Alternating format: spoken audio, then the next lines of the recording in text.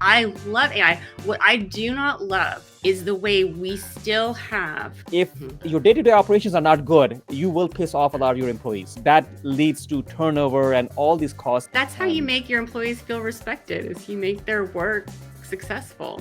Especially if you have a clinician or anybody or an administrator who can vouch for you, vouch for your product, I think that is one way to get your foot in the door. For a long time, humanity in most societies have viewed mental health quite differently from their reality of it.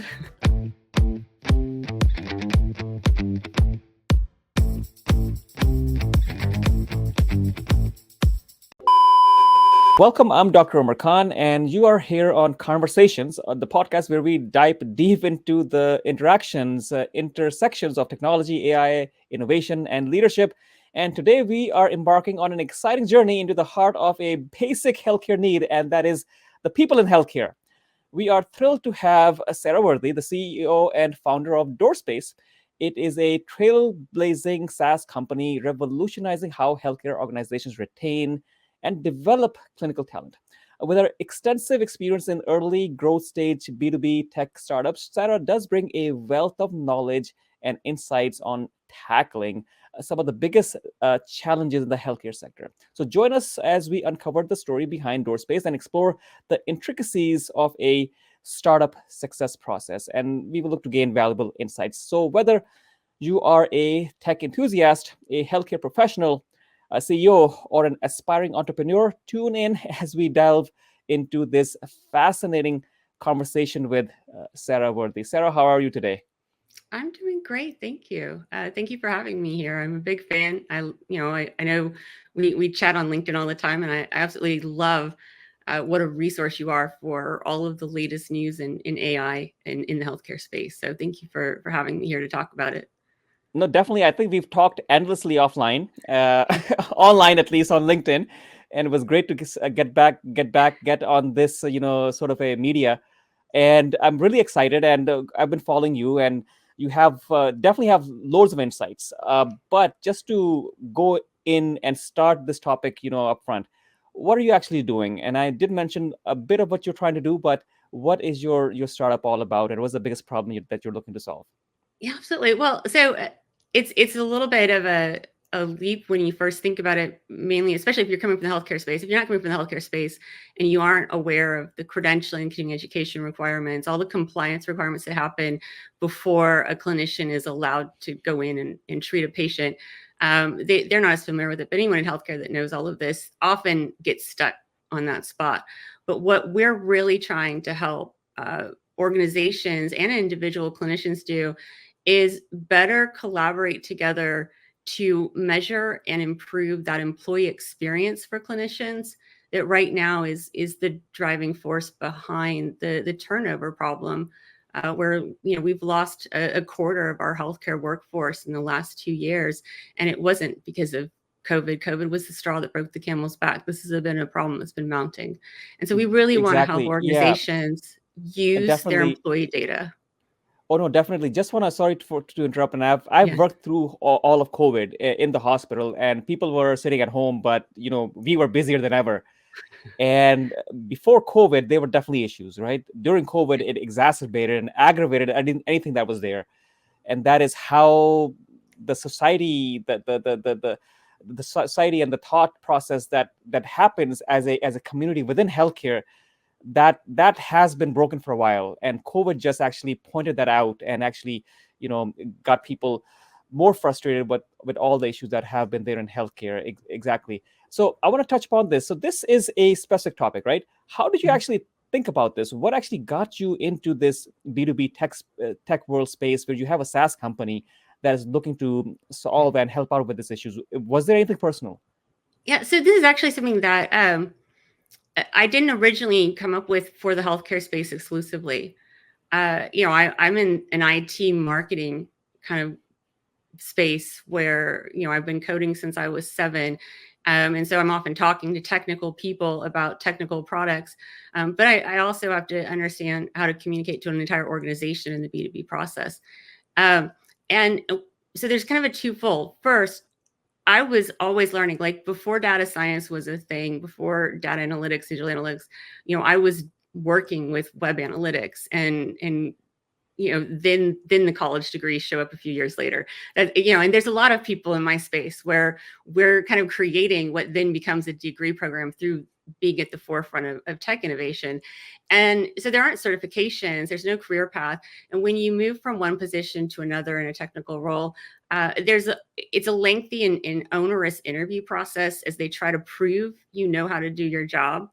And there's a lot of credentials and certificates that are being offered, a lot of online learning. I know you and I before the call talked a little bit about a lot of my self-directed learning from college and on to learn some of these skills that didn't have degree programs for them. And it's hard as a professional, it's hard as an organization to know which of those are valid, which of those are helpful. So it really started for me just wanting to understand what do I need to be learning today in my profession so that I can have the career path that I want, so that in 2 years and 5 years, I'm doing the types of projects and work that I want to do, and I have those skills. And then I'm just keeping up with the 18-month turnover of programming languages and apps. I mean, and AI is accelerating all of that, right? We're constantly having to learn.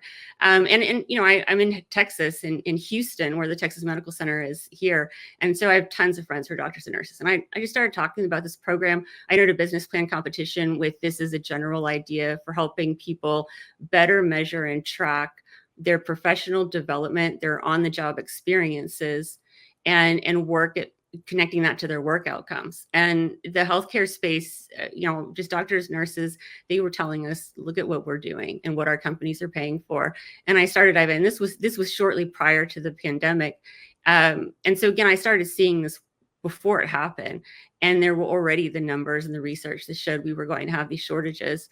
But I developed this idea for knowledge workers in general. I think that's really something that's disruptive in this space right now that very few people are talking about, but it's impacting not just healthcare.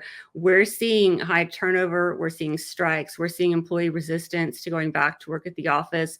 Employees want a better employee experience across the board. And that's primarily driven by the fact that knowledge work is done differently, is performed differently from industrial and agricultural labor. But the way employee workplaces and employee experience is managed today is still managed like it was for an industrial workforce. Exactly. So the question that comes from this is that exactly, the environment has to improve. Maybe the paycheck has to, get a little bigger. There has to be more perks to actually help out with a person's mental well-being, right? Especially in healthcare, where everybody is stressed out due to one reason or the other, and the constant flow of patients or issues that happen in a clinical setting can be huge. But at the end, it ends up happening that it's a business, and people who are usually managing these hospitals or companies are usually largely executives, MBAs, and they look at things a little differently. What have you seen? How have you been able to get your foot in the door and try to convey that this is something that people need, and people need a slightly different approach? It is really challenging. So, we're starting up an educational track to start helping share ideas. It's hard to know and see what different looks like if you've never seen it. I always use this example of a purple waffle lump, which is a completely made up thing. But I bet if I asked 10 people to draw a purple waffle lump, I get 10 different looking things, because when you've never seen something and you're asked to create something. And that's a lot of what we're doing. Employee experience as a whole, and what we need to do to manage knowledge workers and clinical health workers in these environments. A lot of that is new, it's unproven. We're having to do that. And that is hard sell. So, there's this other component to this, and that is that healthcare has to spend hundreds of billions of dollars right now to verify, to track dozens of documents for every clinician. And in a workforce where a clinician may work at a staffing company that's going to 3 or 4 different hospitals, that's this process of credentialing and license verification that has to be done and reported in 3 or 4 different ways and formats. And that's all being done manually. A physician can spend an average of 54 hours a year just on managing their credential package to make sure that's in order. That's not counting the CMEs. It's not counting how many times they have to fill out paperwork at the organizations. It's just a very onerous manual process, and it doesn't have to be. And the way that we capture that, we're looking deeper. We're not a credentialing system. But a lot of what credentialing is doing does overlap with what our solution does, because it's important that when you're collecting employee data and bringing it together, you're verifying it, you're cleaning the data. And so we've really, I think probably the simplest analogy is that mobile phones used to make phone calls. And then the iPhone came out and said, look, it can also play music and send text messages and do email and take pictures. And that's really where I think we want healthcare to think about it. Taking care of your employees once you hire them, it is credentialing, but it's also a number of other things, from onboarding to personalized development support to being able to automate a lot of these tasks for them so that they're not spending time on even more paperwork. I mean, we talk about the paperwork with the HR and don't even look at this other paper, which is also a huge another mountain on doctors and nurses' shoulders. No, especially, yes, exactly. And if I pull up your website, and can you walk us through some of the features and what value you're looking to bring? Absolutely. So for the individual clinician, I think the biggest unique factor for what we're trying to do is we have a free mobile app. It's available on the Apple and Android stores, and it replaces the kind of ad hoc system that clinicians may currently be using right now. A lot of clinicians, maybe their employer also has an app, maybe not. And so they have that app, but that app doesn't help them get their documents to their state license renewal and their board. So they're also keeping these files in a combination of emails, and maybe they have a binder or a filing cabinet at home. They have a Dropbox or iCloud storage, things like that. And so instead, our app gives doctors and nurses the ability to upload everything in our app, their license, if they need to keep track of their driver's license, other kinds of employee data that they always have to share. They're able to select those documents from within the app to compile them and email them to their employers. If they need to download them again, they can. And we keep track of reminders of their CE credits and progress towards it. We can store the receipts in case they're ever audited. So it's all in one place. It's completely free. We do not sell their data to advertisers. Everything's encrypted and really designed to help a doctor or nurse from effectively graduation to retirement just automate this process. And then on the other side, our customers, how we make money, where we do charge, is with the facilities, the staffing agencies out there that currently have an army of administrators that are spending all of this time calling and verifying this information, and then they're not getting any value out of it. HR isn't able to access that data and use it effectively without having to copy that into a different system. When they're looking, scheduling is a huge problem, because it's not just finding a nurse who's available out of your list of 1,000 nurses. It's figuring out which nurse is available that has the right certifications to be in the pediatric ICU on a Saturday. It can take the average, scheduler or the person who's responsible, and it's very common. A nurse calls in and says, I'm sick, I can't come in next Monday. They call on a Friday. You're trying to find someone to fill that shift, and it can take them all week, all weekend. It can take 2 or 3 people calling, texting, trying to find people, because they don't have an effective system today. They're not accessing their employee data. And so our system is really designed for these organizations to go beyond checking that box and unleashing all of that employee data.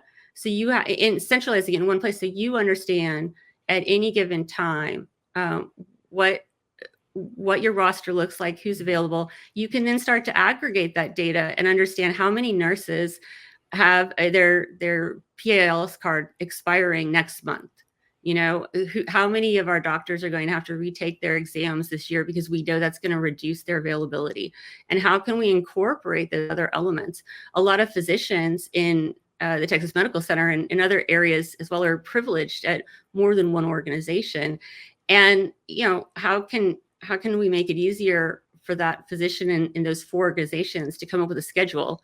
I've talked to so many doctors in this area, and they literally have to print on paper each one of these organization schedules. They go home and they lay it on their kitchen counter, and they're comparing it to their own calendar, and then they have to find out where there's conflicts, submit those conflicts back, and wait. It's a hugely onerous process. And anyone who's been using Calendly now over the pandemic knows we've solved that problem in IT. So that's kind of what we want to do. We want to help employees. We want to help organizations better use this data, instead of putting that task on a person to copy and paste it and move it around. This is a huge problem, and I see this on a daily basis. And utilization and management of staff every single day. Okay, do we have enough ICU nurses? If you don't have enough ICU nurses, or we cannot admit an ICU patient, the hospitals lose that money. It has to be a set ratio in the ICU, on the floors, on telemetry, in the OR. You cannot open your OR if you don't have the required staff, nurses, physicians, anybody. I mean, you're lacking somebody, then there's going to be a problem. And if you're going to have fewer nurses, you're not able to predict in advance how many nurses you need for a certain day or certain time or certain time of the year. You have to have those stats in front of you that, okay, so around Christmas this happens, around a football game in town this happens, and to be able to scale up with your staffing, or even scale down based on actionable data that, okay, these people are able to do the job properly, is huge. And every single day I see that, okay, we have to divert from the ER, or we have to send somebody out because of this, because you didn't have enough staffing for these reasons. And I showed your screen from your website. I'm going to share this again, and these are generally costs associated with not just managing day-to-day operations, but of course retaining and keeping employees. And if your day-to-day operations are not good, you will piss off a lot of your employees, and that leads to turnover and all these costs. And I'm going to share this screen again. If you can walk me through some of the issues and that are in healthcare, the real monetary issues that you have to care about. Oh yeah. Well, obviously turnover is hugely expensive, and I don't think a lot of healthcare leaders recognize that they have these costs, because I do talk to them. I say, here's these studies that suggest you're looking at 65 to 80,000 per nurse. You're looking at least $500,000 per physician that is lost. And they're like, oh no, those numbers, that we don't pay that. It's much smaller for us. And I'm not there looking at their balance sheets and their financials. So I'm not going to call them a liar or not. Like, I think that just shows we need to better understand it. But we do know that these organizations now, it's not just a cost factor, it's about staying open. I don't know if you've heard, Mass Brigham is turning away patients because they don't have enough primary care physicians. There's organizations now that are saying we can't comply with nurse to patient ratios. We'd have to close our doors. And so those costs are even higher than what these studies are showing now, because they didn't deal with the problem earlier. So there's some denial in there about these numbers. And I think it's easy for people who watch this to want to get, it's not 85,000, it's only 10,000. Okay, still it's 10,000 per nurse, and you don't have enough nurses. So now you're having to turn patients away that could bring in revenue on top of that. And then what happens is all of your senior nurses are leaving. So you're filling those with junior and temporary contract nurses. So now they're making more preventable errors. Preventable errors cost a lot more money. In fact, of all the clinicians, the research has showed nurses have the biggest impact on the cost to that organization, to that hospital, of caring for a patient. A well-trained, experienced nurse is going to use the right amount of materials. They're going to use the right things. They're going to do things efficiently and effectively. A new nurse may waste a lot of the wrong types of, I'm not a nurse, but I think about the gauzes and, things we pay, $50 for. Let me give you an example. Sorry, you're talking about that. I have nothing against, of course, new nurses coming in, and everybody needs to gain the they valuable have to experience. learn, right? Yeah, but the thing is, in the past, there used to be charge nurses, experienced nurses at all times. Nowadays, you don't have charge nurses. You don't have the serious experienced nurses. You don't have anybody training. I get calls from nursing a lot. Okay, so doctor, what to do about this? That would have been an easy answer for a charged and experienced nurse to help out that nurse. And there's no mentoring at all for these junior nurses, and that is, you're just saying it, that is a huge problem. It's a huge um problem. And we think of nurses often at the bedside as just being the people who, before and after the surgery are there to clean us up and feed us and stuff. But nurses do so much more. And particularly in the advanced nursing fields, we've seen a number of cases of these inexperienced nurse anesthesiologists, for example, leading to patients that go into permanent brain dead comas or death during surgery because the supervising physician is scheduled in another room during surgery and it can't monitor them because they're just not enough people. Yeah, it's terrifying. It is exactly that. So we definitely need to support our younger and newer residents and nurses, but they need senior leaders to do that. And right now, that's what turnover is costing organizations. It's not just costing them the whatever their organization ends up paying in these different costs, but it's costing them quality outcomes. It's costing them an experienced senior team. It means that in the long term, that business is going to be paying more and more every year for lower and lower quality care, and they're eventually going to close. And so they have to turn it around. And I don't think people think of it. You talk about a lot of MBAs in there, and I think MBAs are immensely valuable in certain places. I think that in healthcare in particular, we should be removing a lot of these profit-seeking elements from the process in general. But even more importantly, MBAs are looking at everything in this homogenous industrial era type estimation where a doctor sees a patient every 15 minutes. Every patient only needs 15 minutes. Every patient is basically a cog on a manufacturing line, and it's predictable and homogenous and looks the same. And so the education that goes into an MBA, again, it's very effective in an industrial era environment, but in a knowledge work environment like healthcare, it's quite toxic and damaging. And that's what we're seeing happen, because they're looking at every doctor and every patient is exactly the same. And that's not possible. Doctors and their patients need to have the time and the support system around them to create a personalized experience for them. And that's just not happening in that scenario right now. Yeah, definitely. And I do see the value in, keeping track, having metrics, how much productivity is being is happening, and what is an average or a median that you want to maintain for any workforce, right? So that has a role to play. But as you mentioned, in healthcare, it could be very different. I could Yeah. have a patient or one patient that could take the time of 10 other patients, and that could just skew my whole day. In a way that's the skill and art of medicine. However, there has to be a lot of flexibility and leeway into all of this. It has to be built Eh, into yeah, the employee experience yeah, exactly. absolutely. And And MBAs how are trained to look on that quarterly return. yeah And eh, you don't yeah see the impact of turnover from quarter to quarter. You see it every year and every 5 years. And so they have to look at, is the hospital going to be open in 5 years and have quality experienced yeah people? This quarter, to get to that 5-year goal, this quarter may not be as profitable as it could be.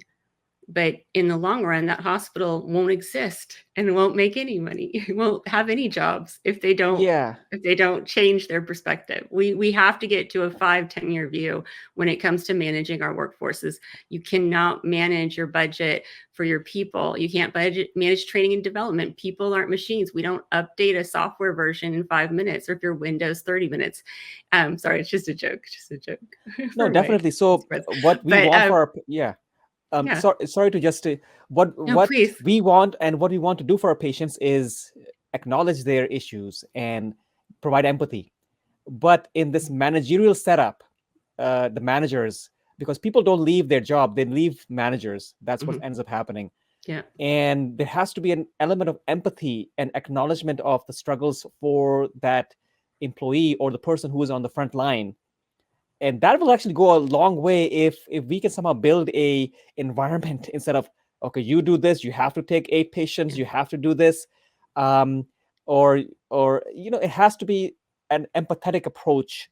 And I've worked in different places, and some places do it pretty well, some places don't. And it's just a structure, and the whole environment gets to be toxic. And especially during COVID, that, okay, you're mandated to work extra because we don't have these nurses, or you're mandated, or you can't leave because we don't have somebody to cover for these number of patients. And you can't leave. Some Mhm. nurses were saying, "Oh no, we will stay to help out." "Oh no, but you're mandated." So, no, we're forcing. No, we want to stay. No, we're forcing you to stay. Yeah. So Yeah, it's just how you present, and you need to have, numbers are fine, metrics are fine, productivity is good. You need to get results. Yeah, you need to, everything comes down to money, but build that element of empathy and acknowledgement of their frustrations, especially if that's what you want them, that's how you want, to deal with their patients and the people they're dealing with, and the people they need to, take care of, on the ground and in the patient rooms. So that will go a long way, and that has to be part and parcel of this question. um this is a known problem. This is a known problem. Mm. And can you share some examples where DoorSpace, or in your capacity, that you've been able to bring out a positive change? Maybe a case study, perhaps. So we're still early in collecting some of this data. So before, just to clarify, I don't have permission yet from the early customers to share real specifics, but we're working on getting that. And of course, I'm happy to share that. I'll definitely tag you when we do. We'll be sharing it all over the next year. But we're definitely seeing a lot of differences. And I'll start with something that's really important and often forgotten, especially in the business side. And that goes into psychology and in healthcare, because of the stigma that is around receiving any kind of mental health care as a doctor or nurse, that is fortunately being discussed and shedded slowly. But you end up with both a business operating side of the business as well as the clinical side, not really ever thinking about the psychology of human beings. And it's one of those things where I think for a long time, humanity in most societies have viewed mental health quite differently from their reality of it. In That's different true. spiritual terms That's and true. so forth, in various ways, even medical science. I mean, look at our system today. We have a healthcare system, we have a mental health care, despite the science that shows those are exactly the same and they directly impact one another. And just in the last few years, we also have broken through so many other myths, like the blood brain barrier, for example. Right, they used to think that was inviolable, and of course now we know that was all wrong. And so I think just people in healthcare and on all sides are missing a lot of that psychology understanding, and you can do psychology / neuroscience, because I think a lot of this is based. And I've had to learn, coming from the tech space, and I think a lot of industries there, we talk about that very patriarchal driven view, but the idea of strong, confident, assured people need to be our leaders, and you should know the answers when you go in and don't show weakness, things like that. A lot of that is all part of this, because you talk about empathy, but it goes beyond that. I think empathy is great, it's a starting point, but does not lead to action to fix the problem. Doctors and nurses, I think I'm going to be really, really direct and clear on this, on my stance. Doctors and nurses do not need our empathy. They need our action at this point. Empathy is a starting point, but they don't just need us to understand, oh, hey, you have 27 hours of work that we've given you. They need us to take off half those hours. Okay. We need to find a way to do that for them. That's what they need. And so psychology comes into that because it helps us recognize. So one of the things I think is a great example of what I'm saying is the idea, uh, people need to be able to share our story psychologically, and through whatever metrics neuroscientists and psychologists in the research space study, they plug people in and measure their brains, but they show that a person being able to share an experience they've had, good or bad, if they feel like I need to share this, and they share it with somebody, and that is received and validated, not necessarily agreed with, but validated, that right there changes their brain chemistry and allows that person to better regulate their emotions. And an emotional regulation is not something leaders can do. I just posted on LinkedIn kind of a rant about emotional intelligence versus emotional manipulation, because a lot of what we learn in the leadership space is emotional manipulation. It's not emotional intelligence. And so we really understand psychology because autonomy is where you get employees who are able to emotionally self-regulate, to handle these stresses, and to tackle their own problems. When I talk about the industrial versus knowledge era workplace differences, you have to really think about the difference. In an industrial era company, traditionally, you had somebody who started on the line or in the mailroom, if you believe the movies. I wasn't alive back then, but it's what all movies say. But they started at the bottom. They worked their way up to becoming a VP or C leader, and so they knew everything in that business. Today's knowledge work is highly specialized. You have a special knowledge work or department called accounting, and accountants know all about accounting, but basically the rest of the organization doesn't. And it's actually, I think medicine is a really great place to talk about this comparison, because it's much more like the human body. If you think about it, an organization, where you have your heart and your brain and your intestines, every single one of those is critical.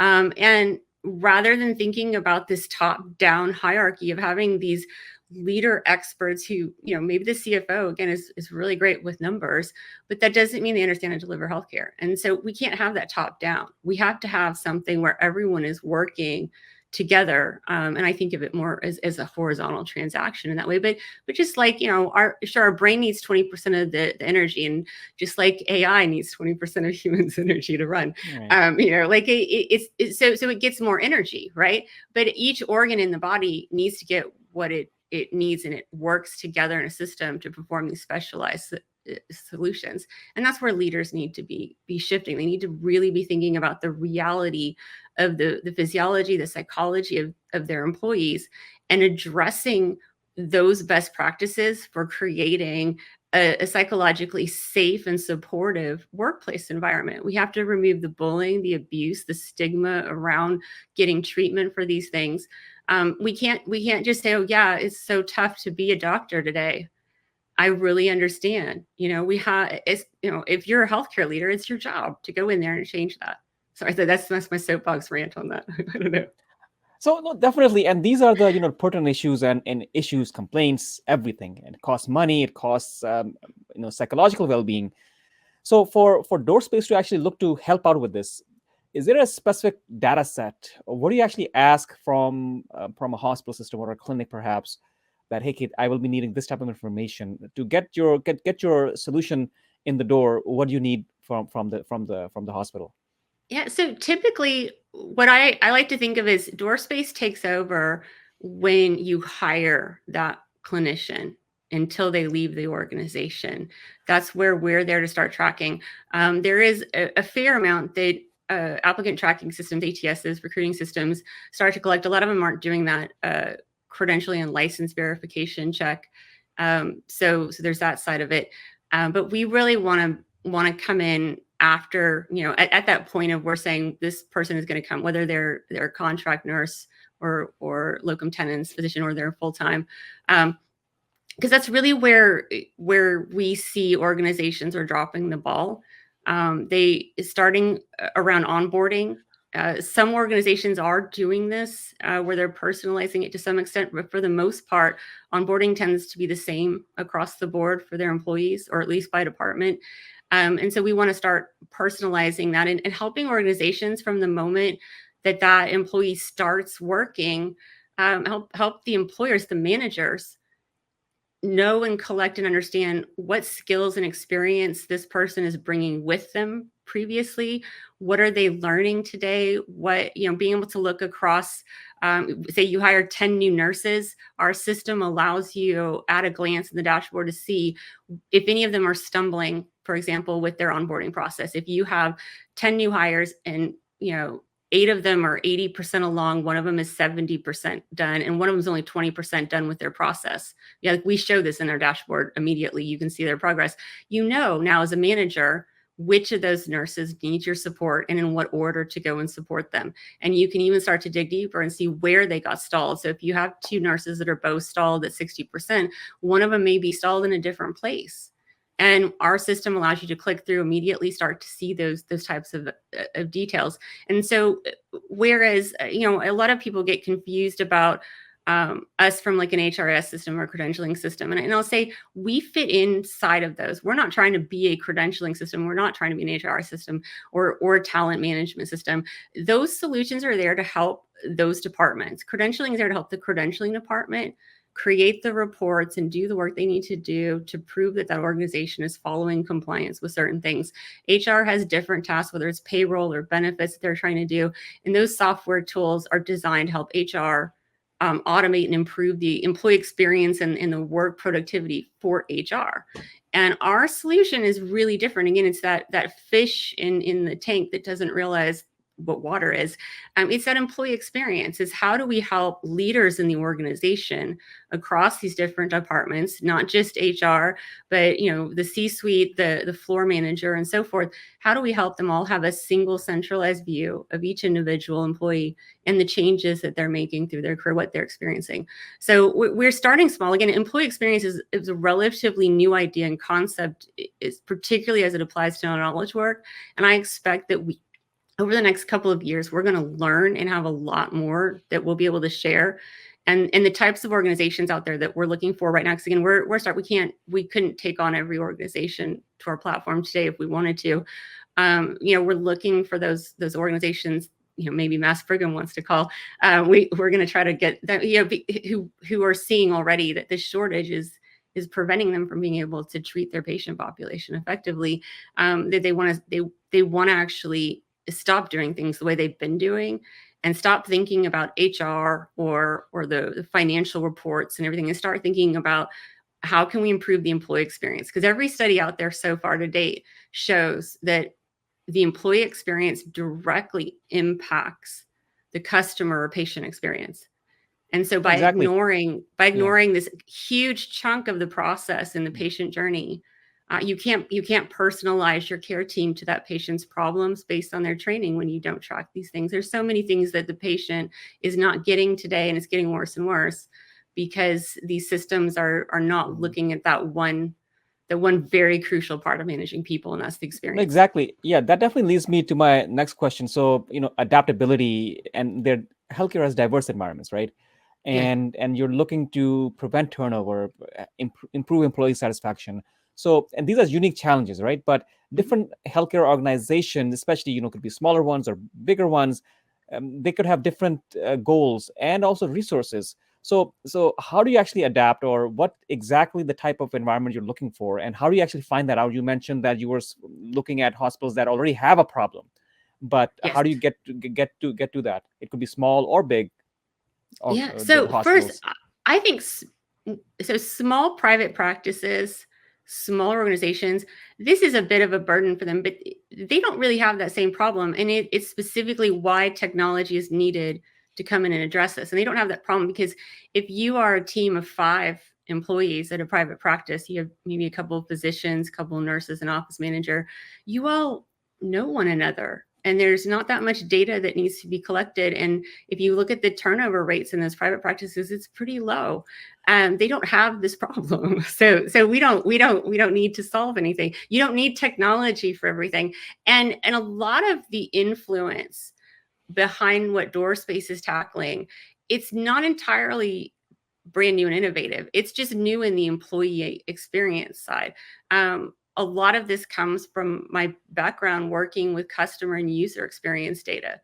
And so we really model around the CRM, the customer relationship management model, that allows you to create this single source of truth and start centralizing and seeing, a CRM can be integrated with your web data, and you can see every time that prospect has gone to a website and what pages, all linked in one place, even though the CRM isn't the one collecting the web analytics data. It's just integrating it and bringing that in. And you can see that alongside which email marketing campaigns they've opened and which sales conversations they've had and so forth. So it helps anyone in the organization really better understand how to address any questions or needs that arise when that customer calls in. And so you don't need a CRM if you only have 10 or 15 customers or prospects. I often talk to early stage startups when they come to me for mentorship on this, and they're asked, like, do we need a CRM? And I was day one, no, just get a spreadsheet. Just use a spreadsheet. Once you have more than 100 active leads you're working, then you do it. And so it's kind of the same idea for what we're building. The larger organizations are coming to us for this to need it. I know you had another question inside of that one, and I do not remember it. So if you want to Yeah, part so two. I think just to clarify this a little further as well, that you are a tech platform, a technology Mhm. company, and you have a software product, a SaaS product. Yes. And what type of skepticism or resistance uh, when we look at a software product, okay, we say, okay, another thing we need to know the login to or sign in to for clinical aspects, right? Mhm. But what type of resistance have you seen, and how you look to overcome that from the clinician or the administrator or the nursing supervisor standpoint? um, and how do you actually go about suggesting, hey, this is going to be life changing, not life changing, but actually produce better results and improve employee retention and happiness and all? How do you actually go about this and this problem that we have with skepticism with anything new that needs to come in? Yeah, absolutely. So, first, I mean, I'm going to say this more for the other founders who might be listening to this. We don't spend a lot of time trying to convince people. Um, when you're in an early stage startup seeking product market fit, you want to find people who already know they have this problem and they're trying to solve it, and they can't find the right solution for it.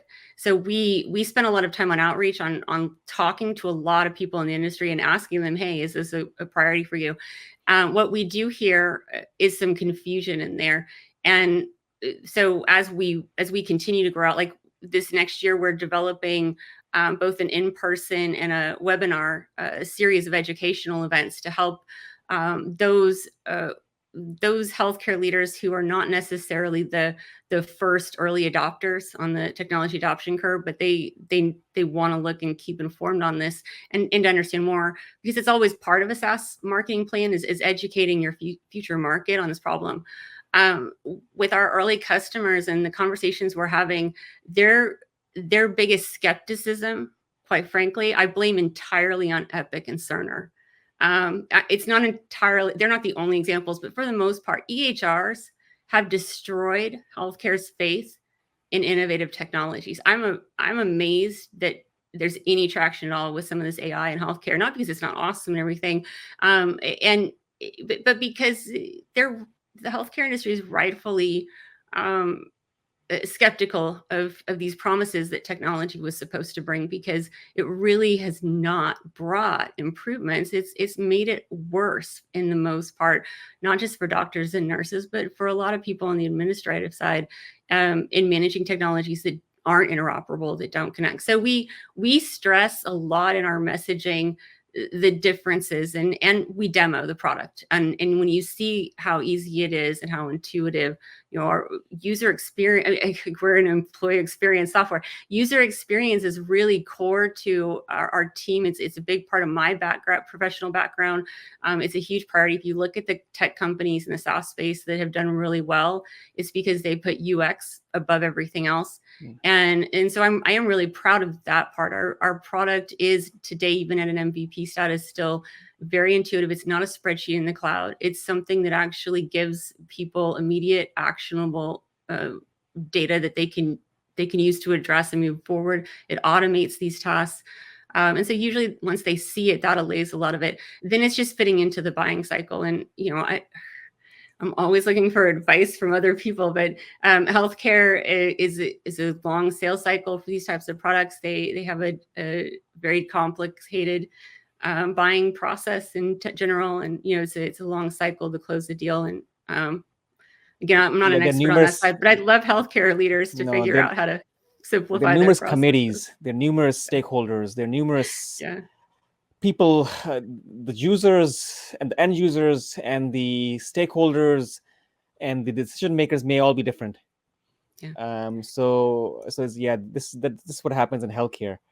And yeah, it's a long process, but every hospital, every system usually has an innovation committee, that you can look to come and present to, or especially if you have a clinician who, or anybody, or an administrator who can vouch for your Mhm. product.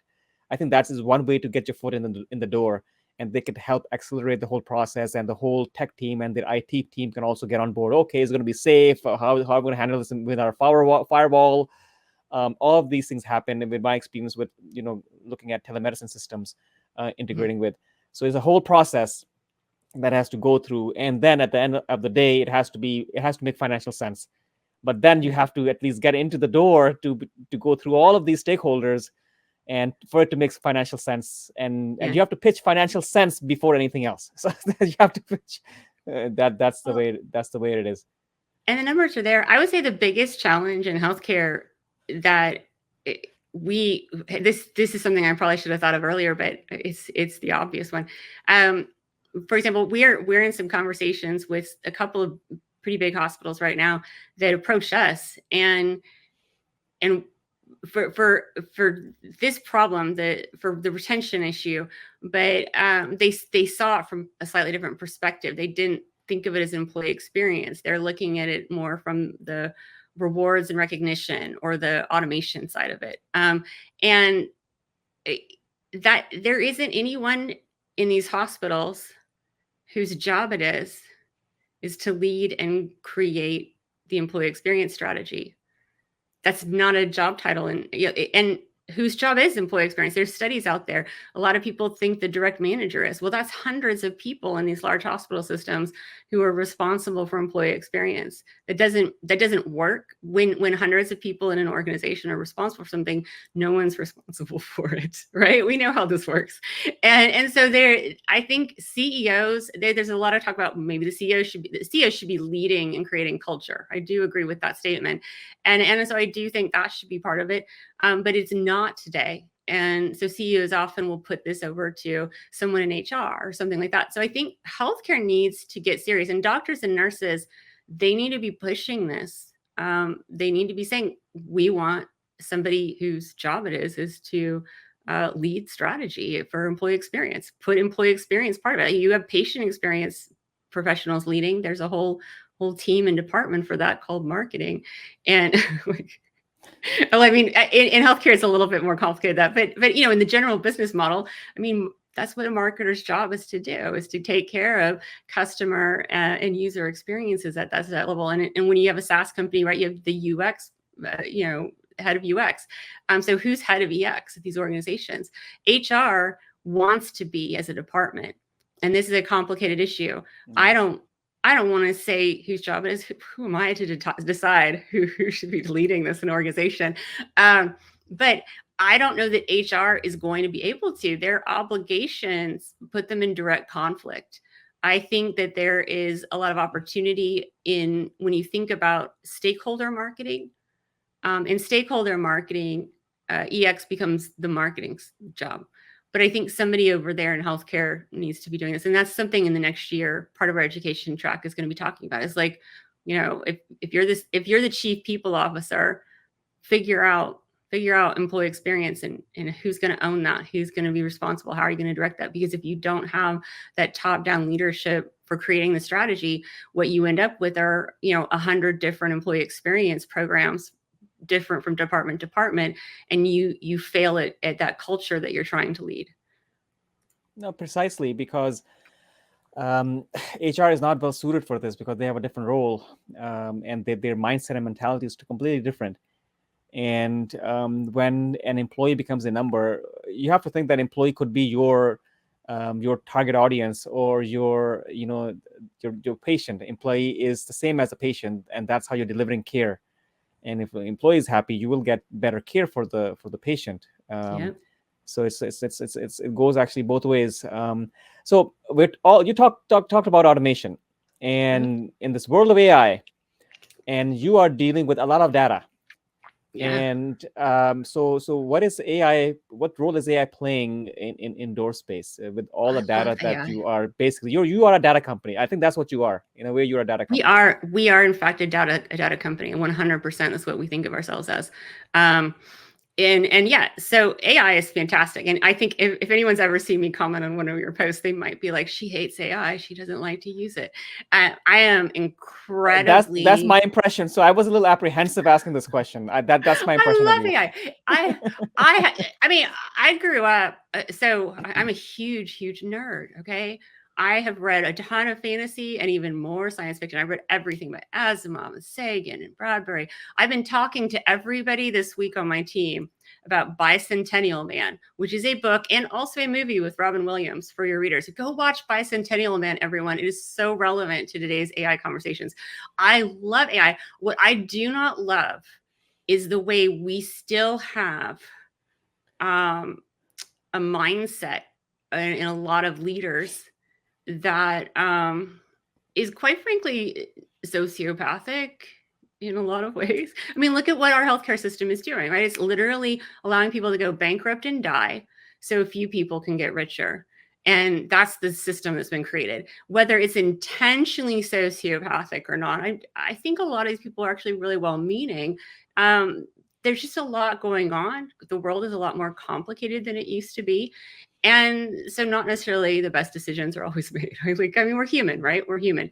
And so that's what scares me is rushing AI into healthcare. I'm going to say I was one of the first people on ChatGPT using it. I use it in a lot of like marketing for making agenda. I think you and I have talked about that for making agendas.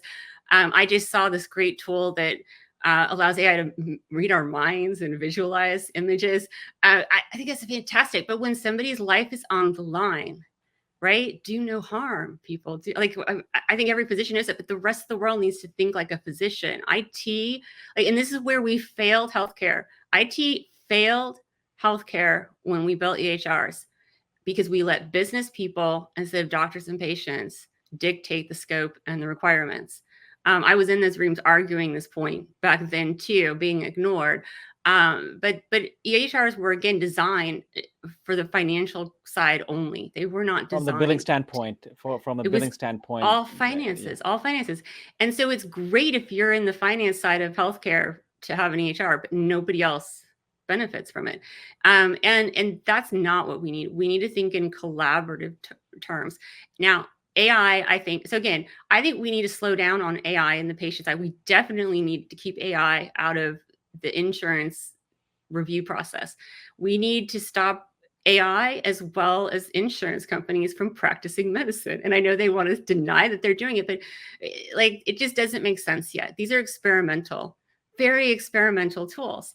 I mean, if you think about how long we've had web conferencing, and then well over a decade before the pandemic came, and then the pandemic came, and look at all the problems every day. If you're someone who spends your time in meetings, then every day you have at least one web conferencing glitch or bug or something go wrong.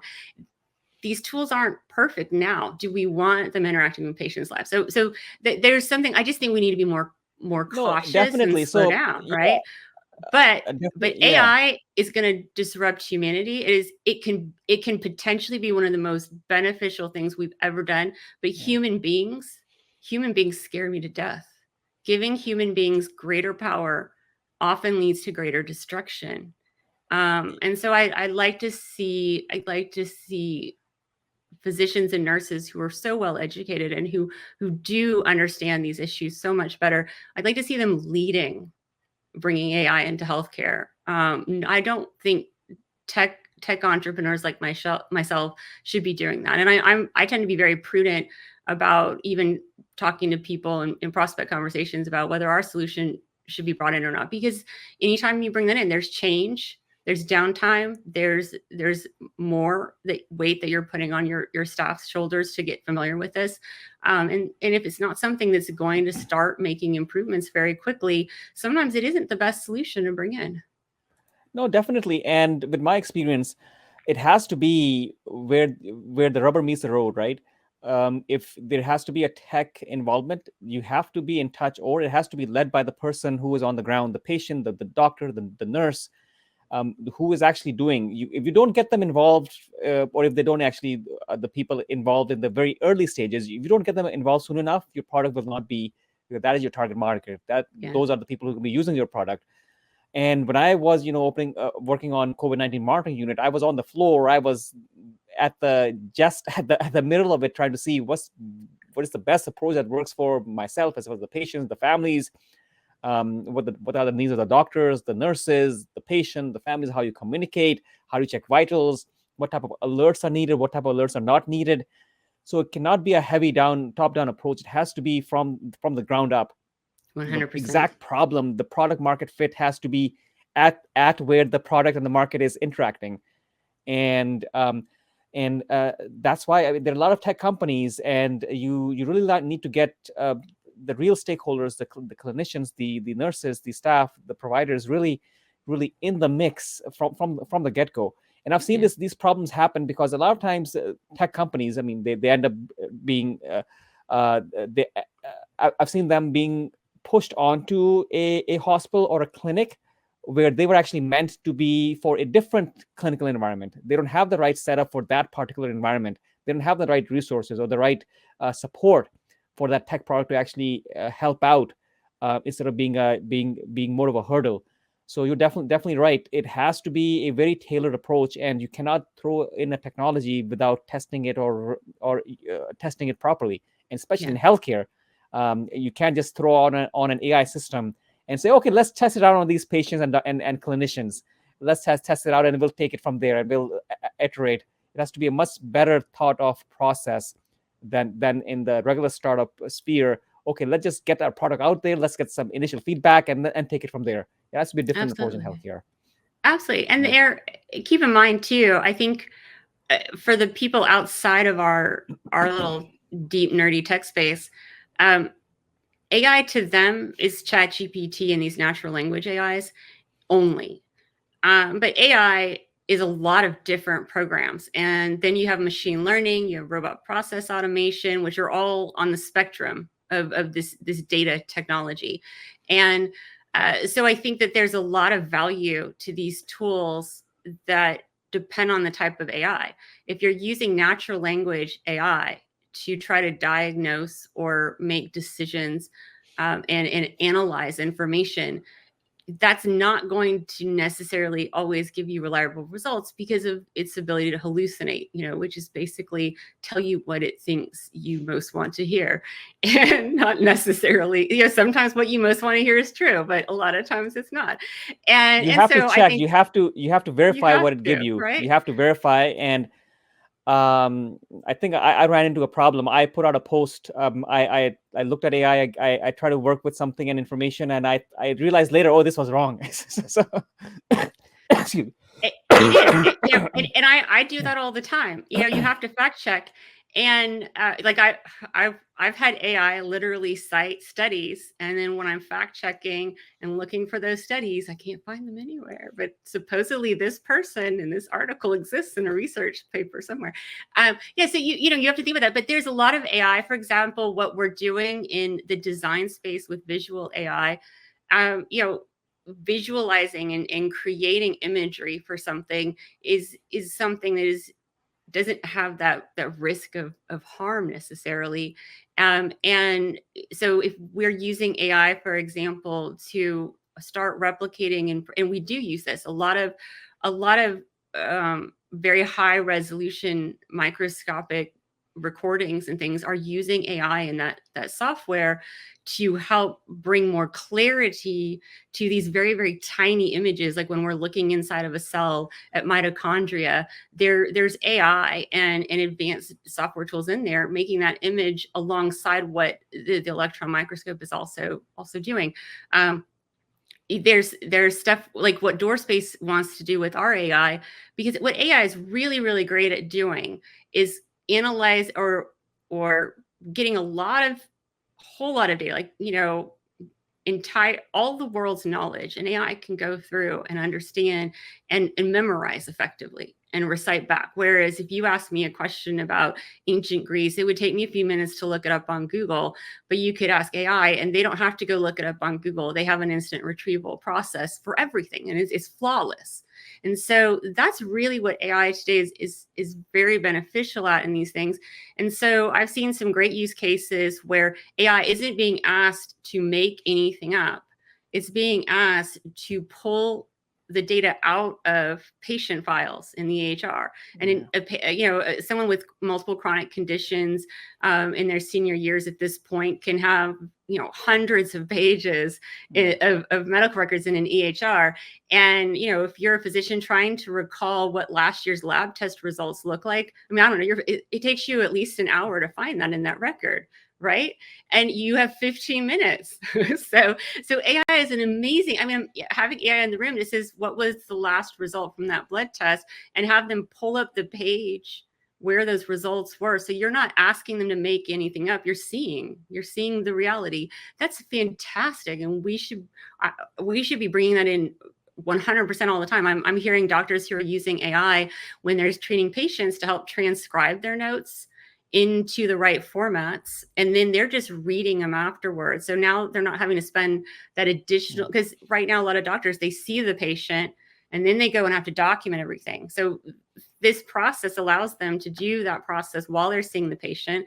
There's no chance of, oh, I have been doing this for 12 hours and I saw 5 patients with the same condition. And so maybe I'm mixing 2 of them up now that I'm doing charting at the end of the day, because that happens. Our brains are faulty. So AI is really fantastic for things like that. And when I talk about the scheduling, how our system allows you, if you need that specialized nurse or doctor, that specialized schedule, you just type in, I need a nurse who does this, natural language, and it produces the however many in your roster, the 3, the 1, the 5 that are there that fit that immediately for you. That's AI that we're using to speed that up completely, and to make that process easier.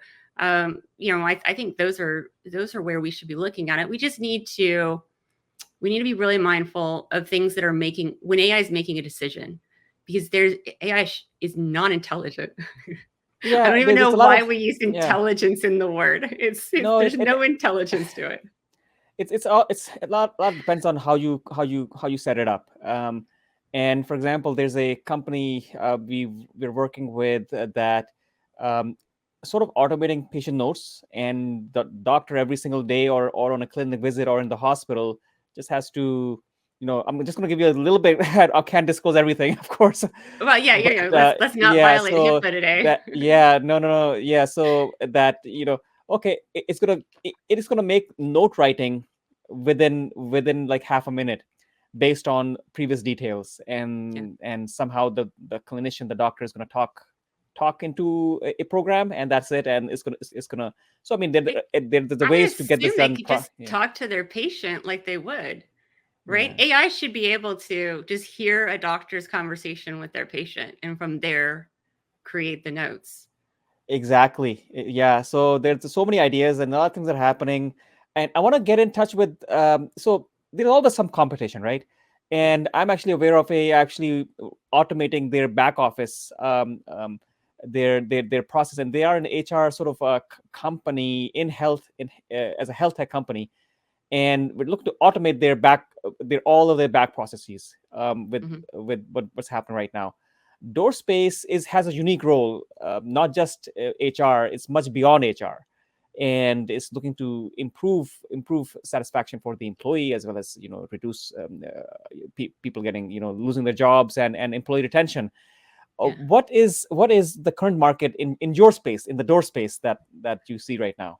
Yeah, so I think of us again much more parallel to the CRM as an employee relationship management system, and I try to follow it. We have some other areas again where there's overlap. When you think about what a lot of credentialing is about, it's supposed to be proving competency, and so if we're measuring and showing training inputs, learning inputs towards patient outcomes and financial outcomes, and helping to drive ROI. I think in the long run, but this is like 50 years from now because politics. I think we'll have data that can show, and I think over that time we'll continue to produce data to help, particularly on the physician side, because right now there's really no evidence to support the huge burden of MOC on physicians. And I think we can provide data that will show a physician who is a cardiologist and has this type of patient population, here's what we recommend they learn, and then measuring over time and seeing how our results are, because analytics takes a few trials and measures to start create that pattern. So that's really the biggest difference. And what we're doing is we're looking over the long term to start measuring and looking at those patterns of the inputs that employees and their employers invest in the employee in their journey. I want to be kind of clear on employee experience, employee engagement, all of these things. You talked about doctors being happy. I mean, of course I want doctors to be happy, but people don't go to work expecting work to make us happy. We right? But we don't expect work to make us unhealthy, right? And so what we're looking at is employee experience as a healthy and productive environment that removes friction from employees' days so that they can get to the meat of their work, so they can be better at being doctors, at being nurses, at providing care. Because doctors and nurses right now don't need to do things like fill out a form in triplicate that is related to getting it into 3 different databases on the HR side.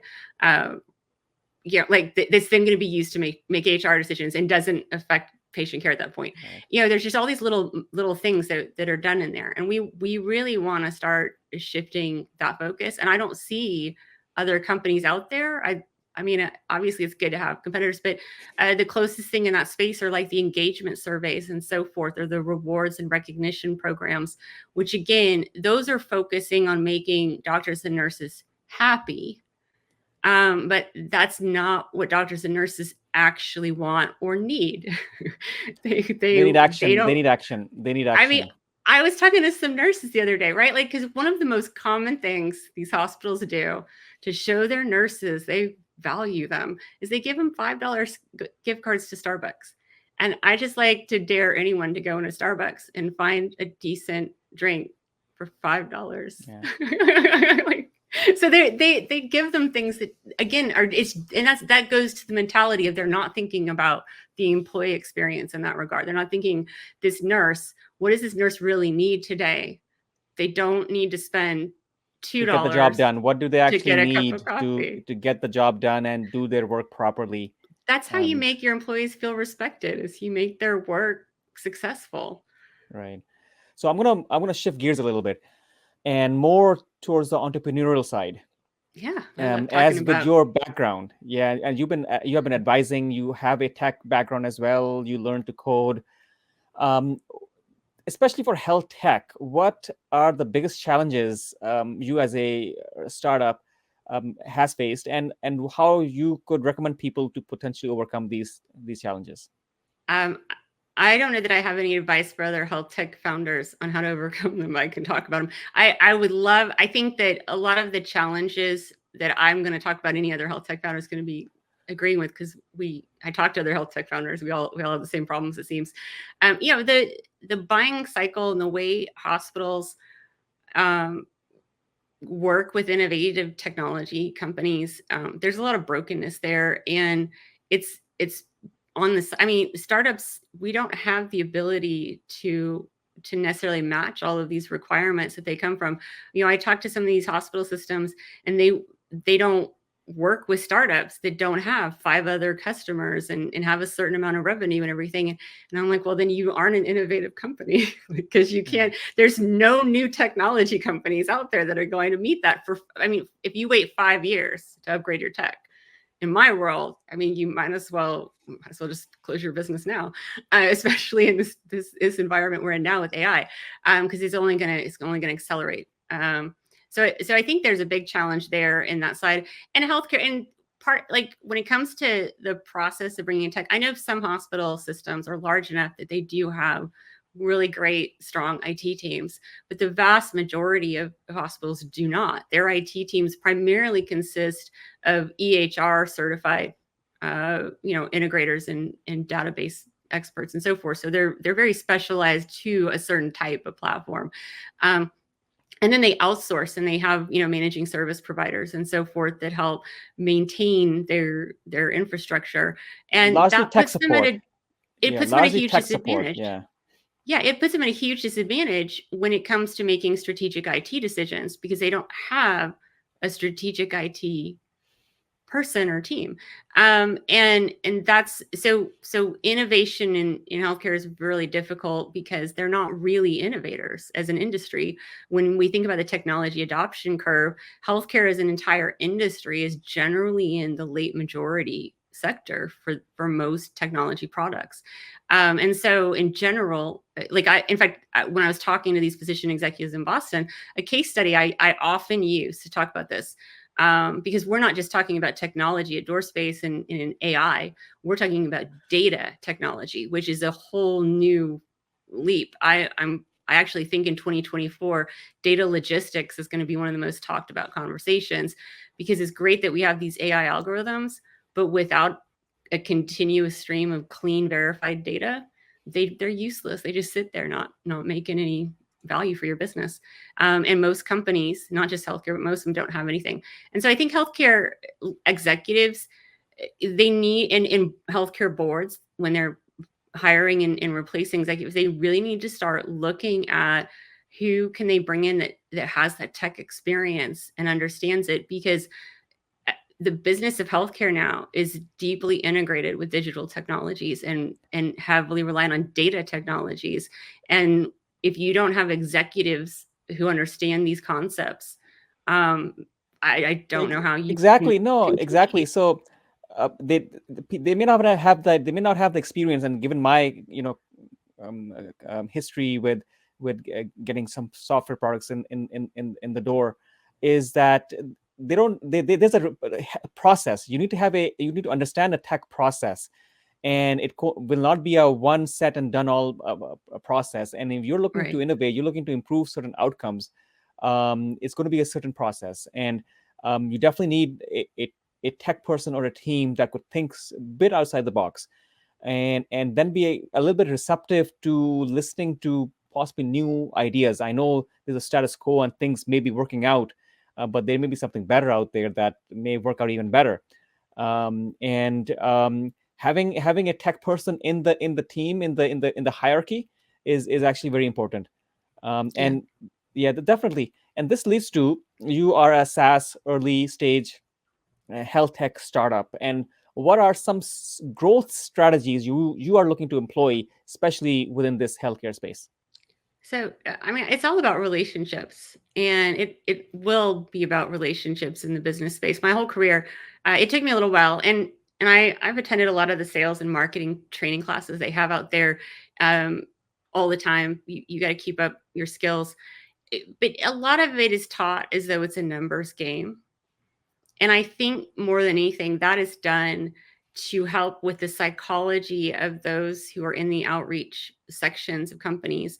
Because outreach is a lot of rejection, it's a lot of uncertainty. And psychologically, those are two things that are very exhausting and difficult for humans to thrive in environments with. So I think more and more, the older I get and more experience I get in this, I see a lot of what we teach, especially in early stage tech sales type marketing and trainings, is to help that person doing the sales and marketing deal with the silence, the unknown, the rejection, because it's relationships. So what we are doing, again, we're building these webinar events. We are building out in-person events. I've officed out of before the pandemic, and we're looking at some point we'll move back over to the Texas Medical Center, where we can walk over. We go out, we take our clients coffee. I mean, it's a lot less dishonest than pharma sales, but pharma sales is a great place to learn about how to reach in, because creating that relationship with the doctors, the nurses, the executives, that's critical to getting them to past their skepticism, to getting them to sit down and start looking at your innovation product Yeah, seriously. you mentioned content marketing will be a huge role, especially in 2023 and beyond, 2024 and, Education, and beyond, and education, education. yeah. And when your prospective client watches a couple of your videos, they actually know you in a way, and they already have a head start. And you're not just talking about the company and the benefits, you're actually educating them about the potential that is out there. So content marketing could be great as a growth strategy for early stage. And I'd recommend people, startup founders, to have your own brand, build your brand around the business, the startup that you have. Build your brand around it, and that's going to drive a lot of traffic. It may not be the most immediate thing for you, but down the line, that's what's going to lead the way. And Well, and that, yeah. yes, I'm sorry. Keep going if you. no, please, yeah. So it's more than just content marketing too, and I know you, but I want to stress this to founders because I actually have run into this more than once, and in fact, I was joking with my co-founder about how maybe after DoorSpace we should start selling thought leadership training to founders because I've been to quite a few online and in person marketing kind of seminars, webinars, whatever you want to call them, from these other companies, and their sales pitches. So what we're doing, thought leadership, what we are doing, it goes back to the idea, employee experience is relatively new, and I have a great deal of experience with customer and user experience from the beginning. Before CRMs existed, I started my career the very early days. One of the first jobs that I had in this company coincided with them going from one salesperson to four, and CRMs were just coming out, so implementing Sugar CRM version 1 was before Salesforce, and so I've seen from the very beginning, when we first had Google Analytics, when we first started with email analytics and things, what we had to look at, moving from vanity metrics to really understanding and doing A/B testing. All of these types of things we need to start and rigorously apply to the employee experience side. And so how do we do that, right? That's something HR leaders, CEOs of hospitals, doctors, they don't have the time to look at that. They're not reading the latest psychology studies on employees and culture building that come out from the organizational IO departments. That's our job. So what we're trying to do is, they're not reading it, but they need to know about it. They're not they reading need it, to but they know about need it. to know about it, and that's sort of Yeah. where your or any startup's job comes into the picture, to actually have that Exactly. content out there in a structured manner, to actually make them realize, yeah, this is. And if they're looking for it, they may find you, and that's how they will connect with you. 100%. And you do this really well, by the way. You are a great example of what I'm talking about, in the sense that you don't talk about you and your company and what you're doing and your work. You talk about all of these different AI tools, the different discussions, the debates. What about this? You're educating, you're helping executives in the healthcare space and the technology space look at these topics, see what's new and up to date. And so that's a lot of what I do. I mean, I'm not going to sit there and tout all my competitors on a screen as we grow, obviously, but certainly partners and other technologies that do this. But when I, what we're putting together in these webinar series and these in-person events, it's really more about helping these leaders see other ways to think about things, instead of thinking about checking that credentialing box. What are you doing to look at what those skills are that they're learning? Yeah. Instead of giving everyone the onboarding program that you've done for 10 years, what types of things can you, what does somebody who has 10 years of nursing experience not need to take on your onboarding? Because I hear that a lot. Doctors and nurses who spend the first week at a new job paid lots of money to sit and watch videos that they watched 2 months ago at the last place they worked at. Oh, no, Right? definitely. Yeah, there's definitely a role for pinpoint content, and definitely definitely has a role for it, and so that you need to be ahead of the game, and you Yeah. have to the. So I believe that I think Google had a study done that it takes about 11 touch points before actually anybody makes a decision. So Yeah, you have to at be there. least. You have to be. You just can't be unidimensional anymore. It used to work back in 1950, but nowadays you have to 250. really step up. Yeah, I mean, obviously you and I weren't alive back then, but we know what didn't exist. I don't know. I don't even know how people can still think things from that era work today. yeah. Just everything is different. The entire environment, what we're capable of doing. And I'll say a good large percentage of companies today do not get the full extent and use out of their CRMs. Even after them having been out for this long, we're still improving across the board with something that's, I think by now, what, a 15-year technology. We're still learning with different analytic studies and user studies and how to do this. And so this is a never-ending learning journey that these organizations and these leaders are taking with employee experience as well. And so education is always going to be part of it. Humans, our society, our culture, we are evolving alongside the tools. So when we invent a new tool, we are effectively, as a entire collective species, start evolving and changing alongside it.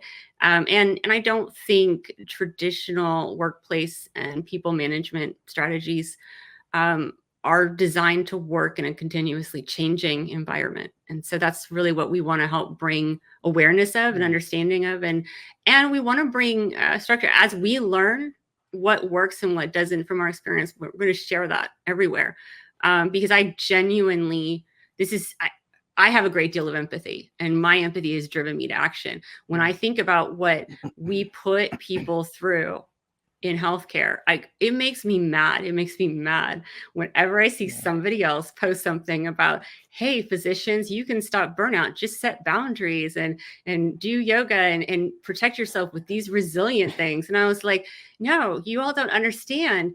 Again, I think I was talking about this beforehand. I don't mind saying, I tried to be a doctor. I have 2 years of pre-med. I couldn't do. I started that journey. I have a great deal of respect for people who kept going through that, and that was the easy part that I went through.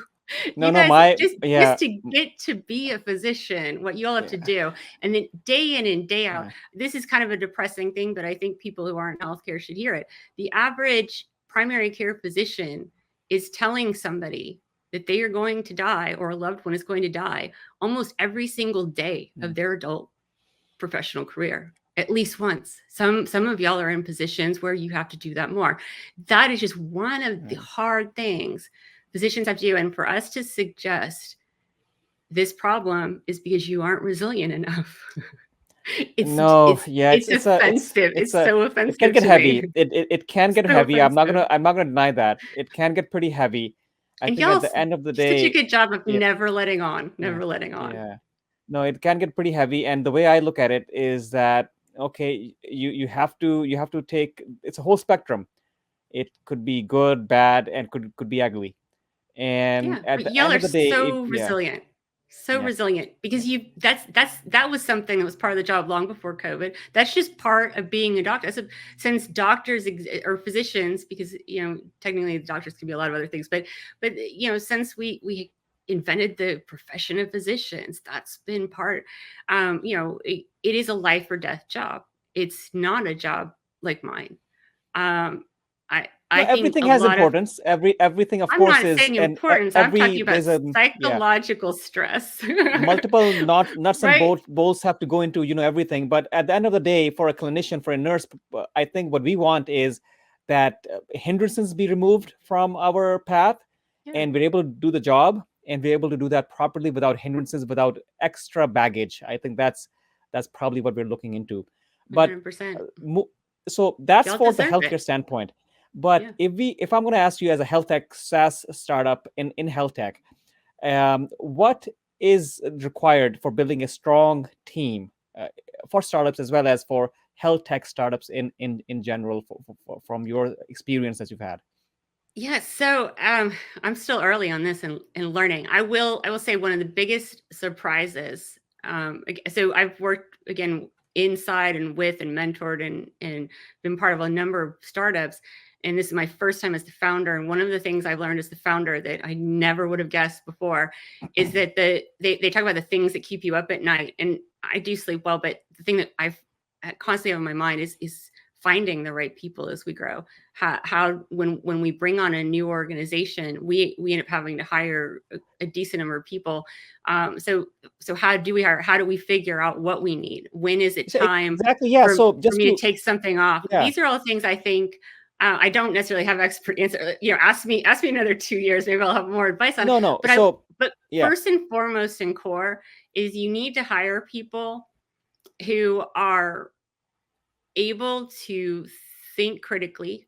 They need to be able to work independently.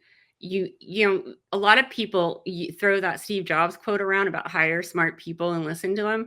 I see almost no one ever do that. But I think hopefully my team, when they listen to this, they'll vouch for it, because I do work at this, but I work really hard. In fact, I find myself in meetings a lot of times with these very smart, talented people who, out of habit, are deferring to me because I'm the highest paid opinion in the room, and I'm like, no, I'm paying you to tell me what we should do. Tell me what we should do here. This is your expertise. So I think that I would say is critical. And if people can't do that, don't keep them around. Like it Right. is very true, right? Hire slowly and fire quickly. Right. Fast. Fire with respect, and pay people. You either have to give them equity or you have to give them money in a tech startup. Because if Or you're hiring or somebody who can work or in your tech startup, they're worth six yeah, figures somewhere. exactly. Or you need to have sell a vision.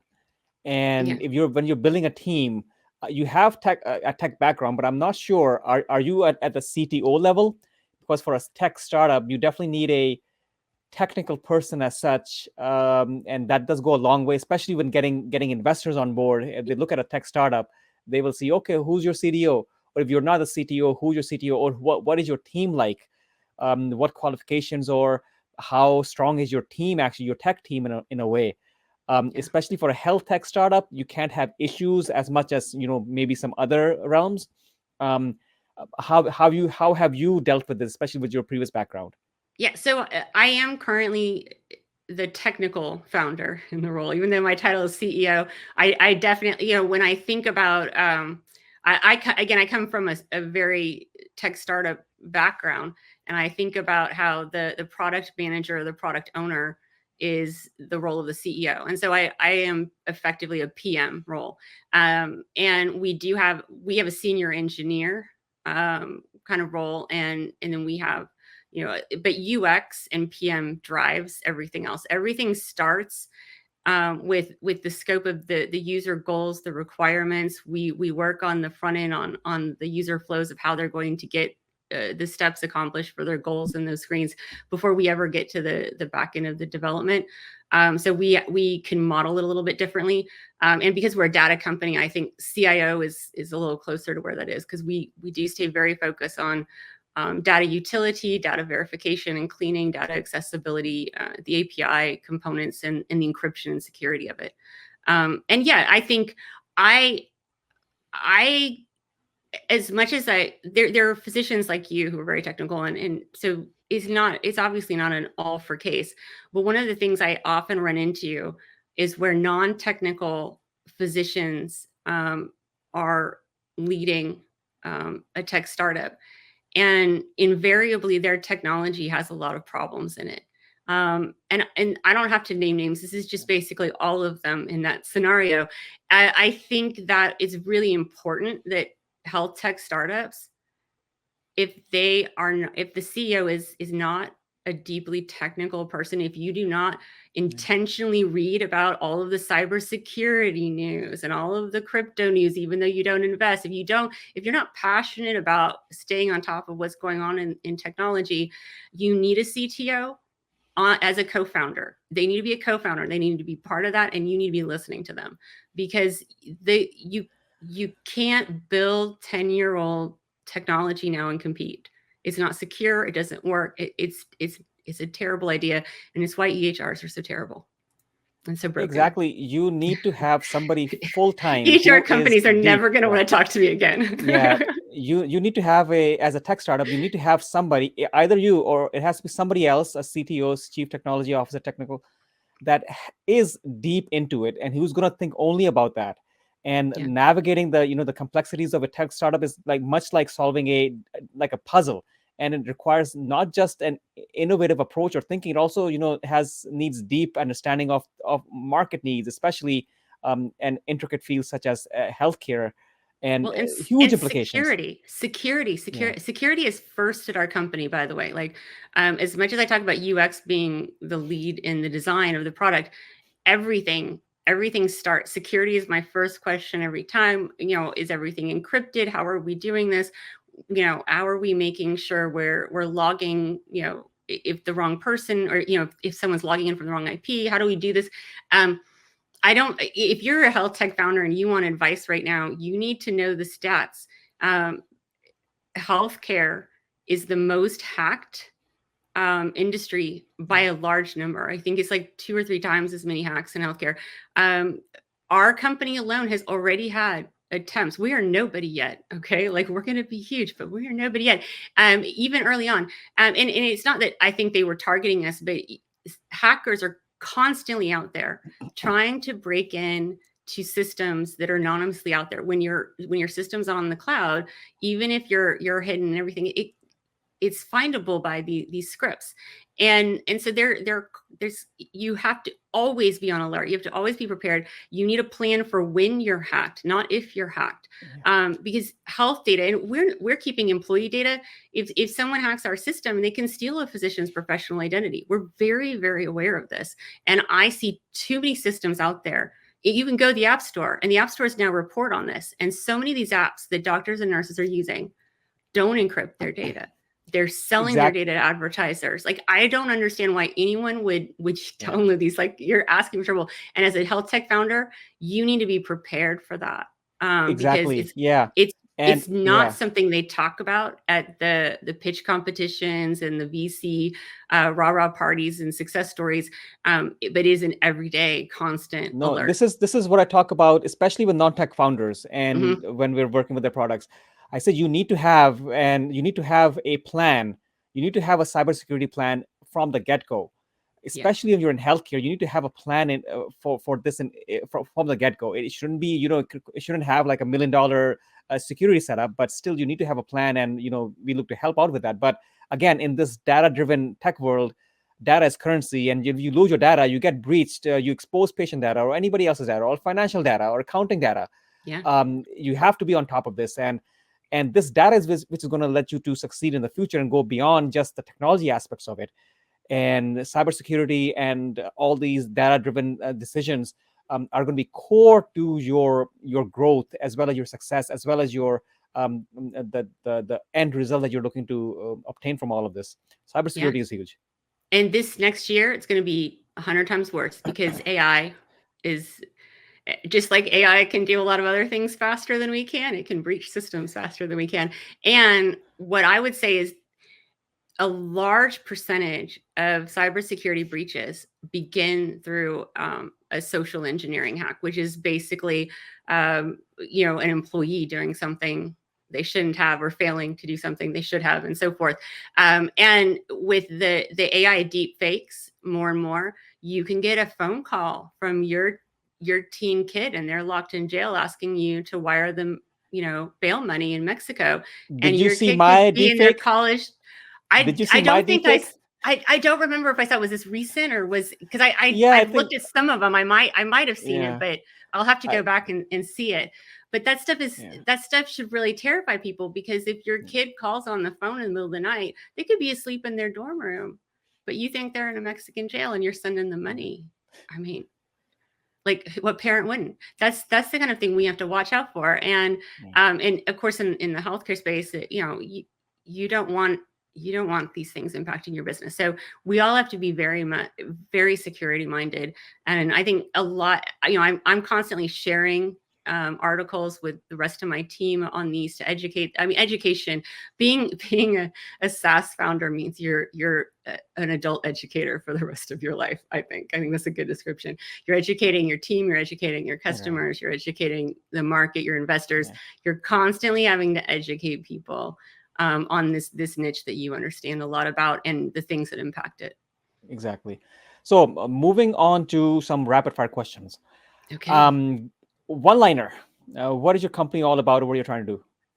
We're all about making work better for the people who make a difference, and tackling, the lack of employee experience strategy in companies. Especially in healthcare. Yeah. Right. Well, we're starting in healthcare. We'll see if we stay there. We'll probably grow outside of it. I haven't seen companies in education, government, teaching. We're not long-term goals. firing. Long-term goals. Exactly. Yeah. Okay. So one book that you want to recommend, and why?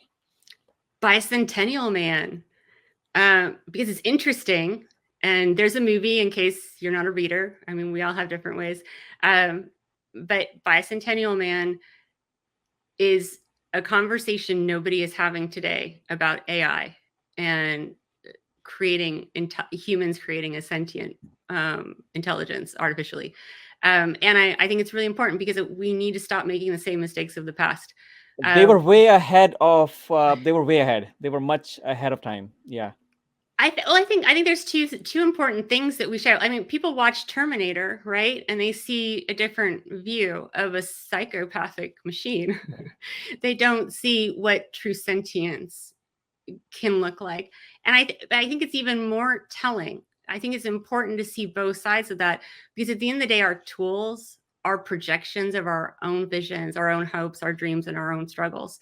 Right. And the fact that AI right now is completely leaving out the most crucial component to sentient intelligence, our emotional capacity, right? It's not even talked about anywhere. We don't talk about it. I think they can build that Except how into it. good AI is at I faking think they it. can build that into it. I think we can I build that don't into think it. they can. And I think like you can fake emotions, but emotions are directly attributed to biological functions that happen from us interacting with our environment.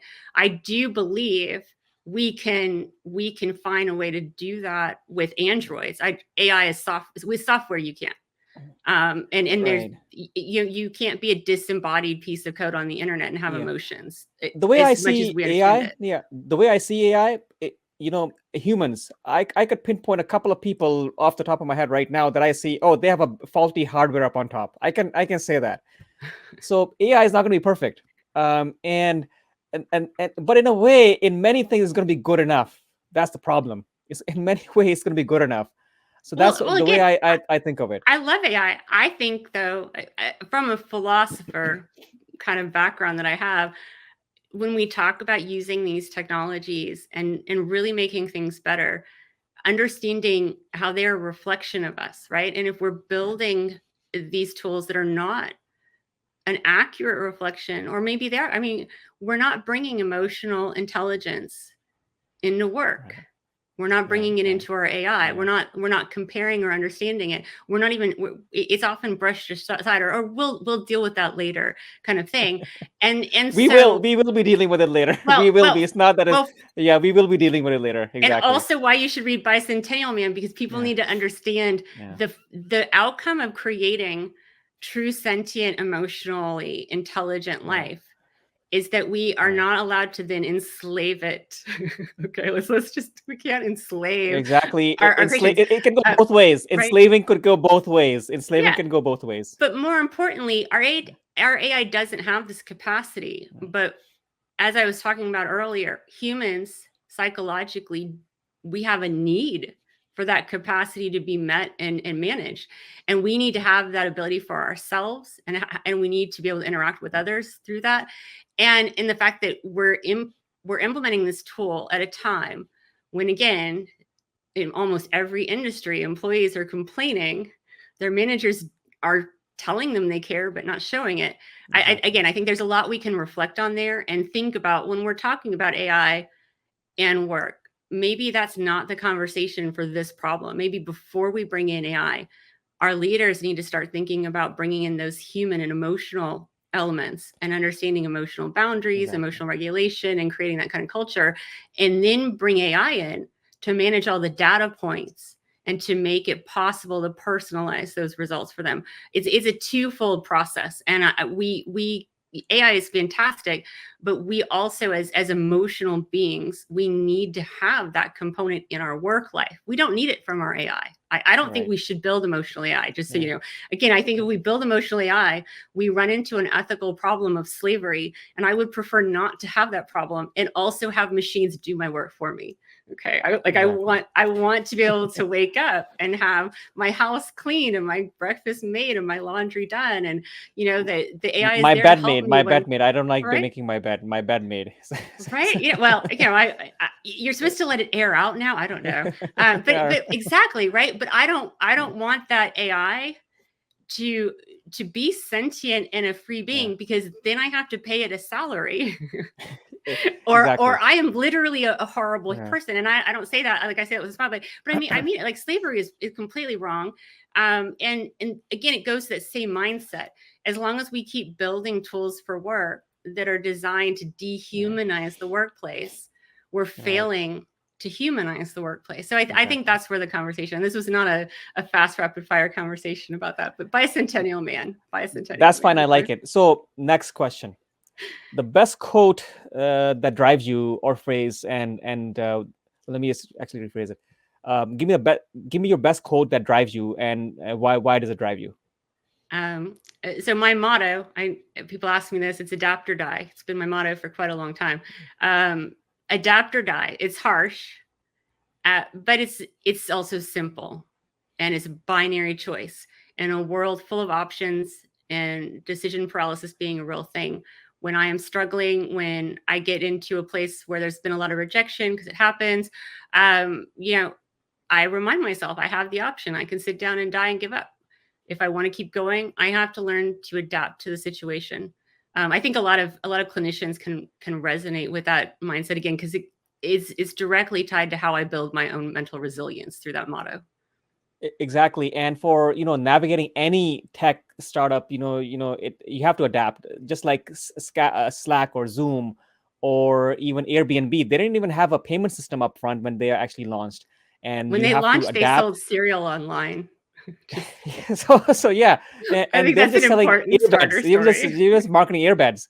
So, right? but successfully identifying your niche and market and growing and scaling, it has to have its own needs and requirements. And this is how people change and revolutionize things. So exactly. I Change, love that. adapt, or die. Change, Yeah. adapt, or die. Yeah, Next. and I love that you say that. They revolutionize things, Yeah. starting small, starting Exactly. focused, you chip away. A revolution Exactly. takes decades. It Yeah. doesn't happen overnight. All right. So, if you were made the president for 4 years, but what is one change that you will bring on from your standpoint? Oh my gosh, just one. So one, the president has almost no power. So I don't even know if like the things I mean, I know what I want as a voter to It's a happen. good thing, to be honest. It's a good thing that there's so many checks and balances. Otherwise, a lot of bad things could happen. A lot, I would, change more so than we want. okay, wait, I've got it. Because there's other things that I think are more important than this. I should stress, but I don't think the president has the power to do like one of the most important things I think is term limits for senators and congressmen, because it, lifelong politicians are damaging to our society. But the one thing I know a president could do, I'd pardon Edward Snowden. I'd pardon him 100%. Uh, Topic for a 100%. different time and place. Definitely. All right. I'm So, just saying I applaud whistleblowers. With right, any corporate whistleblower, I would pardon, as long as they didn't absolutely. have some other criminal Right. record in there. Okay, but as long as they're not rapists or pedophiles or murderers, if all they've done is corporate whistleblowing and gotten them in jail, totally pardoned. Yeah. Right. Excellent. All right. Thank you, Sarah, for sharing your journey and your wisdom with us. And thank you for our listeners for joining us on this enlightening exploration. Until next time, keep pushing boundaries and questioning the status quo as we continue to explore the fascinating world of tech startups and businesses and people who drive them forward. Thank you, Sarah. Thank you so much. Thank you so much. I appreciate you as a valuable viewer, and thanks for watching till the very end. If you liked this, check out this podcast. I know you will love it. You can also check for more interesting links in the description. I'm Dr. Umer Khan. Looking forward to seeing you again. Thank you.